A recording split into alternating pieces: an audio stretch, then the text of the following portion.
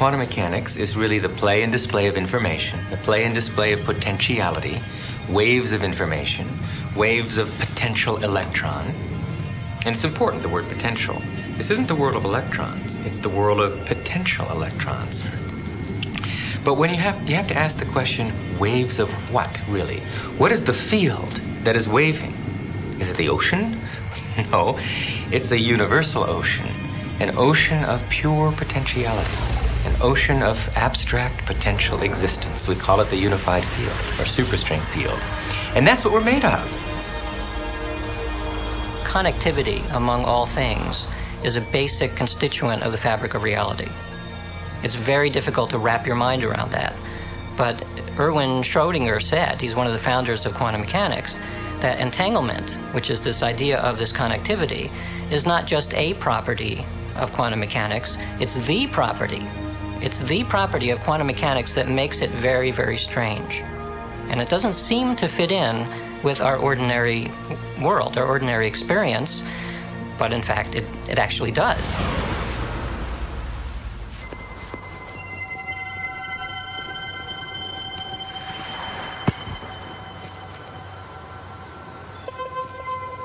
You want to shoot some hoops?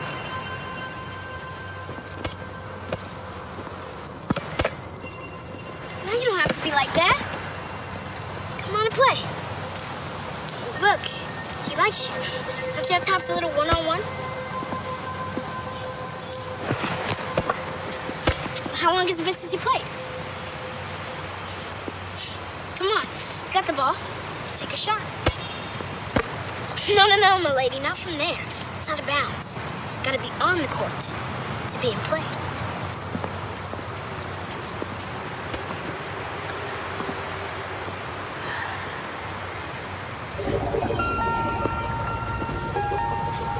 Welcome to Duke Reginald's court of unending possibilities.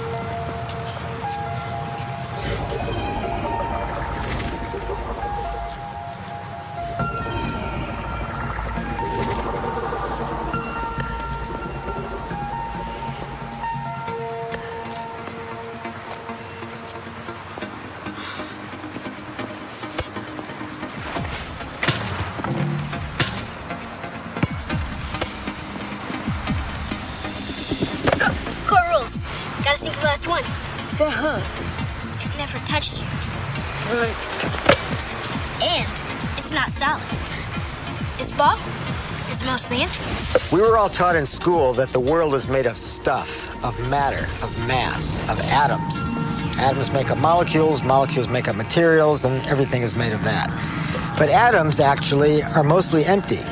For example, if this ball were the nucleus of an atom, a proton in a hydrogen atom, for example, then the electron circling this, which would describe the outer limits of that atom, would be out by that mountain over there, roughly 20 miles away.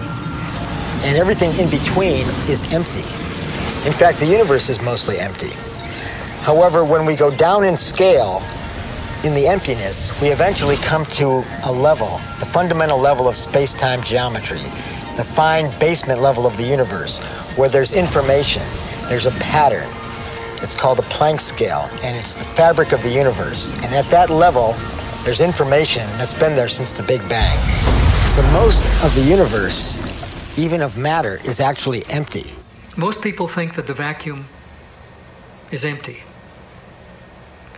But for internal consistency of quantum mechanics and relativity theory, there is required to be the equivalent of 10 to the 94 grams of mass energy, each gram being E equals mc squared kind of energy.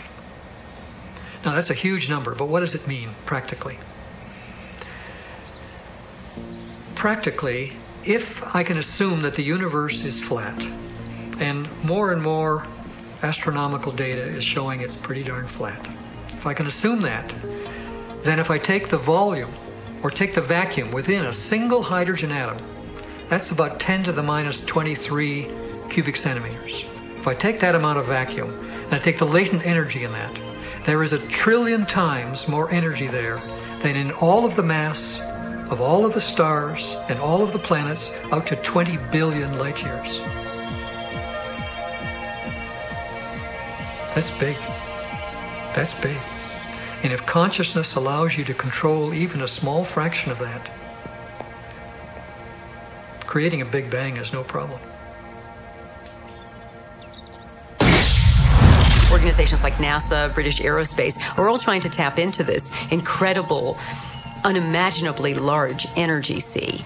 And they feel if they can tap this, we can travel to different galaxies. So they understand that in empty space, there is this unbelievable energy. The major basic idea that quantum physics implies, which makes us understand this or even think about this new paradigm, the thing which is that there's this underground, there's got to be a realm of existence which cannot be ever touched on or seen, which bubbles into the existence, giving rise to our understanding of the world.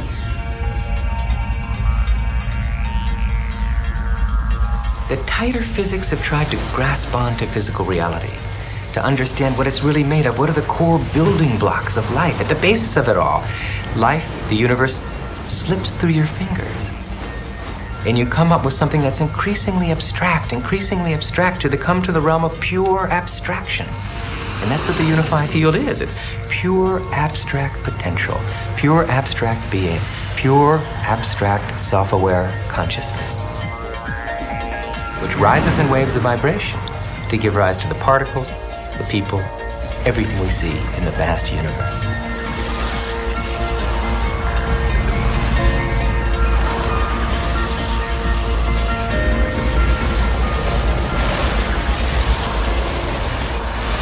What makes up things are not more things, but what makes up things are ideas, concepts, information.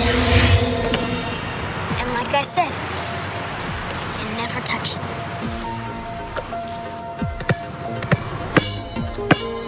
Another strange fact is that objects never really touch each other.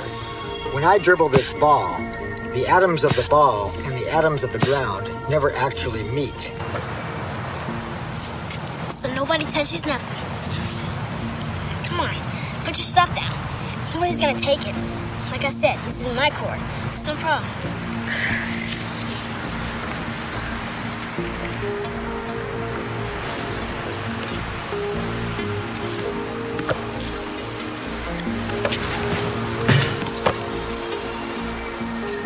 How long has it been? I'll be 8. The first inkling in physics that we got that time ain't what it seemed to be came with relativity. That was the first inkling that time was not absolute. It was not the absolute ruler of the universe. That God Almighty did not say 1 second, 1 second, 1 second, 1 second, 1 meter, 1 meter, 1 meter. You're in a gravitational field. Your head is actually moving at a slightly faster rate than your feet. The second law of thermodynamics says that things unwind and move forward. So that gives an arrow of time. But at the quantum world, in the micro world, the second law of thermodynamics doesn't seem to hold, and things can go backwards or be timeless. The fundamental equations of physics have a property which is referred to as time reversal symmetry.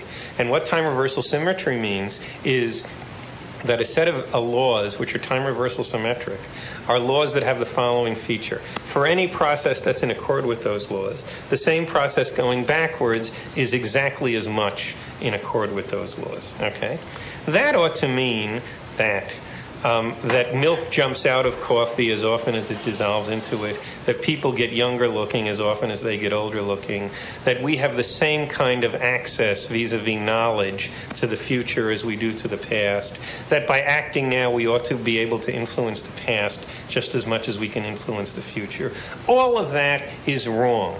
All of that comes into violent conflict with the way we psychologically experience the world. One of the most unpalatable ideas still, in spite of the fact that quantum physics has been around a long time, is the possibility or the notion that the future can have a causative effect on the present. We believe that the past can have a causative effect on the present. I hold the ball, I drop it, it falls. Cause, effect when it hits the ground.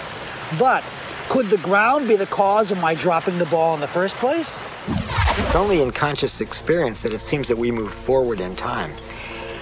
In quantum theory, you can also go backwards in time, and there's some suggestion that processes